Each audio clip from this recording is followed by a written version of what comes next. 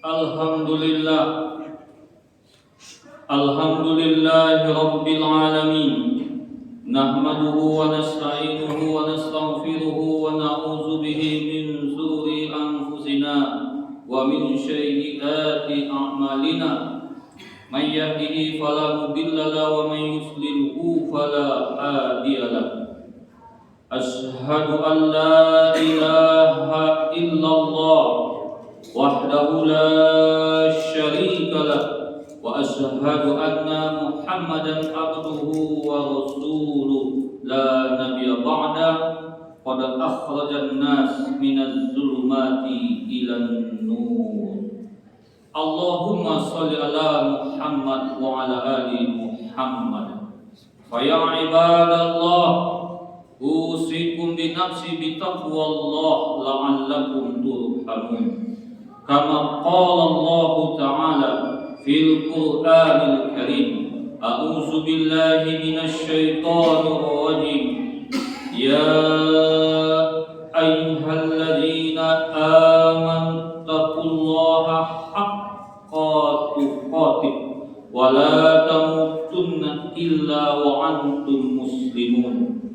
Faqala Allahu aidan, a'udzu billahi minasy syaithanir rajim.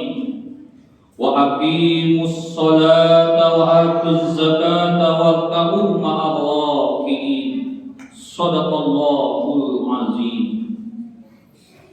Hadirin sidang salat Jumat yang berbahagia, di Jumat terakhir di bulan ini MDI memberikan tema khutbah yakni zakat fitrah dan kepedulian sosial. Tanpa terasa puasa kita sudah masuk fase Ramadan 10 yang kedua, bahkan sudah mendekati fase 10 Ramadan yang ketiga.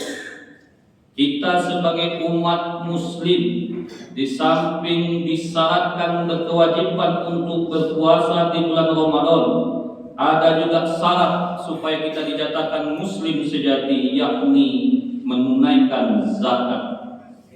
Zakat itu adalah sebuah perputaran terpenuhinya 1 tahun dan terpenuhinya 1 syarat untuk dijadikan sebuah zakat. Kalau zakat mal, jika harta yang kita miliki dalam 1 tahun tertahan, tersimpan sebesar senilai 80 gram emas dalam 1 tahun, maka itu wajib dikeluarkan zakat. Ada lagi zakat yang kita hasilkan dari perkebunan, dari sawah. Akan dibedakan ketika kebun dan sawah itu diairi tanpa bayar atau kebun itu diairi dengan membayar. Artinya yang namanya zakat itu tergantung bagian benda mana, bagian manakah yang kita simpan dalam 1 tahun dan terkumpul dalam 1 syarat, maka dia wajib dengan zakat.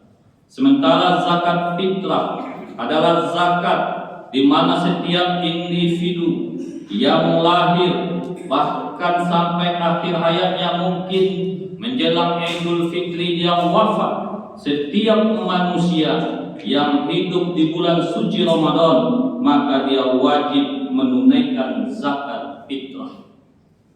Zakat fitrah ini 3,5 liter makanan atau 2,5 kilogram apa yang kita makan hari-hari.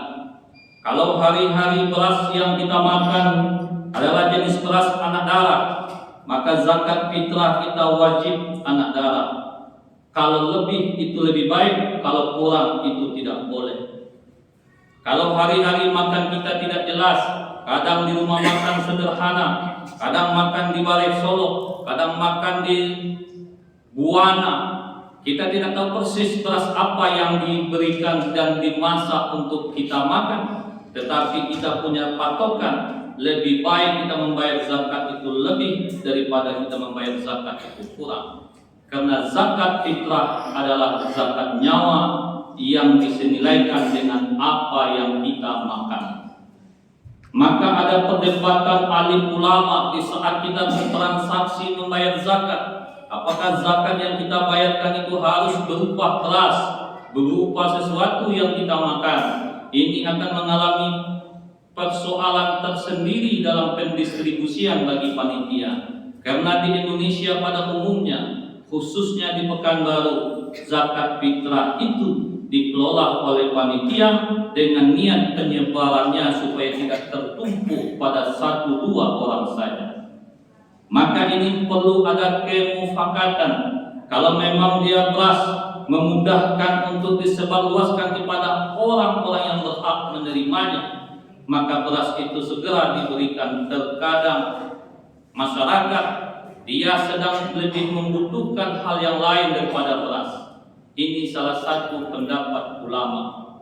Pendapat ulama yang sering dan banyak dipakai adalah karena ini zakat khusus fitrah, maka dia wajib beras atau sesuatu makanan pokok yang kita makan yang harus kita serahkan kepada mereka yang berhak menerimanya. Sekarang kembali kepada keyakinan kita masing-masing, mana yang lebih pas untuk kita yakini. Kalau saya pribadi, saya lebih sejauh ini, saya lebih membayarkan zakat fitrah itu dengan beras apa yang saya bawa di rumah, beras yang saya serahkan ke panitia lebih sedikit lebih bagus daripada beras yang kita makan. Karena terkadang saya yakin makanan yang saya makan dalam tubuh saya ini tidak semua berasal dari makanan yang ada di rumah. Kadang saya makan di suatu acara, kadang saya diundang di suatu kafe, kadang saya dihadirkan dalam suatu tempat yang saji makanannya lebih mewah daripada makanan yang disajikan di rumah.